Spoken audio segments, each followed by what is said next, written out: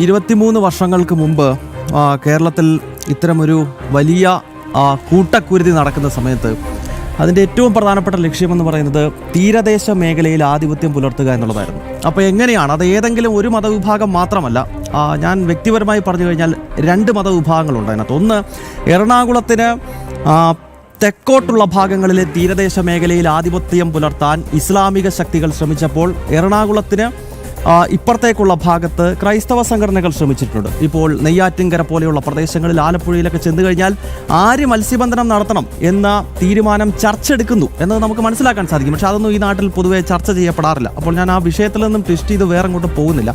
മാറാടേക്ക് വരികയാണെങ്കിൽ 2003 മാറാട് ഇത്തരം ഒരു സംഘടിതമായ ആക്രമണം നടത്തിയതിൻ്റെ പ്രധാനപ്പെട്ട ലക്ഷ്യമെന്ന് പറയുന്നത് തീരദേശ മേഖലയിൽ ആധിപത്യം പുലർത്തുക എന്ന ഇസ്ലാമിക ശക്തികളുടെ വലിയ ഗൂഢാലോചനയുടെ ഭാഗമായി നടന്ന ഒരു ആക്രമണമാണ്.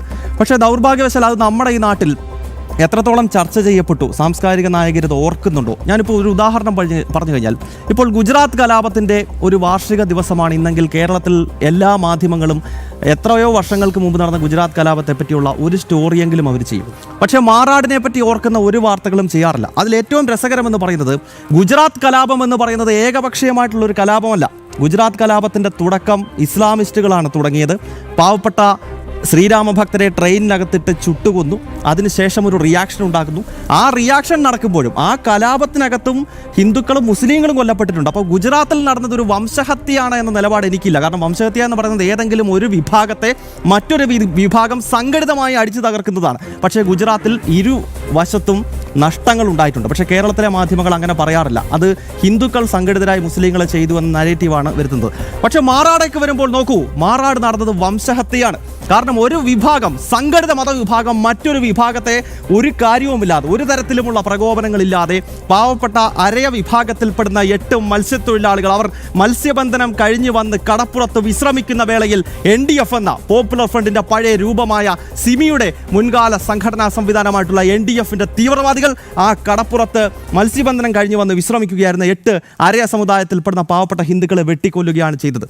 അപ്പോൾ അതേപ്പറ്റി പറയുന്ന സമയത്ത് പലപ്പോഴും നമ്മൾ ചിന്തിക്കേണ്ട ഒരു കാര്യം, കേരളത്തിൽ വർഗീയ കലാപങ്ങൾ ഇല്ല എന്ന നരേറ്റീവ് തുടർച്ചയായി പറയുന്നത് എല്ലാ ചർച്ചകളിലും ഇടതുപക്ഷത്തിന്റെയും കോൺഗ്രസിന്റെയും ഒക്കെ ആളുകൾ പറയുന്നുണ്ട്. ഞാൻ ചോദിക്കുന്നത്, മാറാടിനെ പറ്റി ഇവർക്ക് ഓർമ്മയില്ലേ? ഇനി മാറാട് 2003 നടന്നത്. മാറാടിന് ശേഷം എത്രയോ സംഭവങ്ങൾ നടന്നിരിക്കുന്നു. 2003 ശേഷം 2005 കളമശ്ശേരിയിൽ തമിഴ്നാട് റോഡ് ട്രാൻസ്പോർട്ട് കോർപ്പറേഷന്റെ ബസ് കത്തിക്കുന്നത്. ആർക്ക് വേണ്ടിയാണ് കത്തിക്കുന്നത്? അബ്ദുൾ നാസർ മദനിയെ പോലൊരു കൊടും തീവ്രവാദിയെ അന്ന് കോയമ്പത്തൂർ സ്ഫോടന കേസുമായി ബന്ധപ്പെട്ട് ജയിലിൽ കിടക്കുന്ന അബ്ദുൾ നാസർ മദനിയെ പുറത്തുവിടണമെന്നാവശ്യപ്പെട്ട് അന്ന് ബസ് കത്തിക്കുമ്പോൾ സൂഫിയ മദനി അതിൽ പ്രതിയേർക്കപ്പെട്ടിട്ടുണ്ട്. ആരാണ് ബസ് കത്തിച്ചത് എന്നതാണ് നമ്മൾ ഓർക്കേണ്ടത്.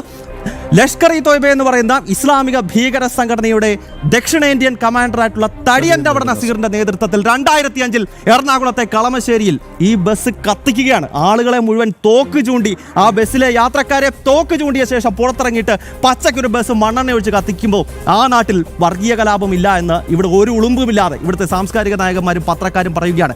2007 ഇടുക്കി ജില്ലയിലെ വാഗമണ്ണിൽ സിമി ക്യാമ്പ് നടന്നത്. എന്തായിരുന്നു സിമി ക്യാമ്പിന്റെ ലക്ഷ്യം? 2007 ഡിസംബർ മാസം 11, 12, 13 തീയതികളിൽ വാഗമണ്ണിലെ മലനിരകളിൽ ബൈക്കുകൾ ഓടിച്ചു പഠിച്ച്, ബോംബ് ഉണ്ടാക്കാൻ പഠിച്ച്, പെട്രോൾ ബോംബുകൾ എങ്ങനെയാണ് ഉപയോഗിക്കേണ്ടത് എന്നതിനെ പറ്റിയുള്ള ട്രെയിനിങ് നടന്നത് സിമി ക്യാമ്പിലാണ്, വാഗമണ്ണിലാണ് നടന്നിരിക്കുന്നത്. 2008 എന്ത് സംഭവിച്ചു? മലപ്പുറത്ത് നിന്ന് എവിടേക്ക് പോയി? ജമ്മു കാശ്മീരിലേക്ക് പോയിരിക്കുകയാണ്. മാതൃരാഷ്ട്രമായ ഭാരതത്തിന്റെ സൈനികർക്കെതിരെ യുദ്ധം ചെയ്യാൻ വേണ്ടി മലപ്പുറത്തും കണ്ണൂരുമുള്ള മുസ്ലിം ചെറുപ്പക്കാർ നേരെ ഇന്ത്യൻ സൈന്യത്തിനെതിരെ യുദ്ധം ചെയ്യാൻ വേണ്ടി ജമ്മു കാശ്മീരിലേക്ക് വെച്ചുപിടിപ്പിച്ചു. അത് 2008. അതിനിടയ്ക്ക് 2006 കോഴിക്കോട് ട്വിൻ ബ്ലാസ്റ്റ് ഉണ്ടായിട്ടുണ്ട്. തടിയൻ അവിടെ നസീറും സംഘവും ചേർന്നാണ് കോഴിക്കോട് നഗരത്തിൽ സ്ഫോടനം നടത്തിയത്. അത് കഴിഞ്ഞ് 2010 എത്തുമ്പോൾ ജോസഫ് മാഷിന്റെ കൈവെട്ടുകയാണ്. ക്വസ്റ്റ്യൻ പേപ്പർ വിവാദവുമായി ബന്ധപ്പെട്ട അധ്യാപകന്റെ കൈവെട്ടിക്കളയുന്നു. അത് കഴിഞ്ഞ് 2014 ശേഷം ഇങ്ങോട്ട് എന്ത് സംഭവിച്ചു? ഇത്തരം ടെസ്റ്റ് ഡോസുകൾ നടത്തി വിജയിച്ച ഇസ്ലാമിക ശക്തികൾ ISIS പോലെയുള്ള സംഘടനാ സംവിധാനത്തിന് ഇവിടെ വേരുകൾ ഉണ്ടാക്കാനുള്ള അവസരം കൊടുത്തു. അതോടെ IS റിക്രൂട്ട്മെന്റ് നമ്മുടെ നാട്ടിൽ നിന്നും നിസ്സാരമായി നടക്കാൻ തുടങ്ങി. അപ്പോൾ ഞാൻ പറഞ്ഞു വന്ന പോയിന്റ്, തുടർച്ചയായി വർഗീയ സംഘർഷങ്ങൾ കേരളത്തിലുണ്ടായി. ടെസ്റ്റ് ഡോസുകൾ ഇസ്ലാമിക് ഗ്രൂപ്പുകൾ നടന്നു. അപ്പോഴെല്ലാം ഇവിടെ സാംസ്കാരിക നായകർ മൗനത്തിലായിരുന്നു. ഇവിടുത്തെ മാധ്യമങ്ങൾ ഇതിനെയൊക്കെ ബോധപൂർവം കണ്ടില്ല എന്ന് നടിച്ചപ്പോൾ ഇസ്ലാമിക ഭീകര ശക്തികളുടെ വിളനിലമായി, അവരുടെ പർദീസയായി ദൈവത്തിന്റെ സ്വന്തം നാടെന്ന് പറയുന്ന കേരളത്തെ മാറ്റിയെടുത്തു. അതാണ് മാറാട് കലാപം. ഒരു ടെസ്റ്റ് ഡോസ് ആയിരുന്നു. കഴിഞ്ഞ 2 പതിറ്റാണ്ടിനിടയിൽ ആദ്യം അവർ നടത്തിയതാണ്. അത് വിജയിച്ചതുകൊണ്ടാണ് പോപ്പുലർ ഫ്രണ്ടിന്റെയും ISISന്റെയും ഒക്കെ വേരുകൾ കേരളത്തിൽ ഇന്നും അതിശക്തമായി വളർന്നു നിൽക്കുന്നത്.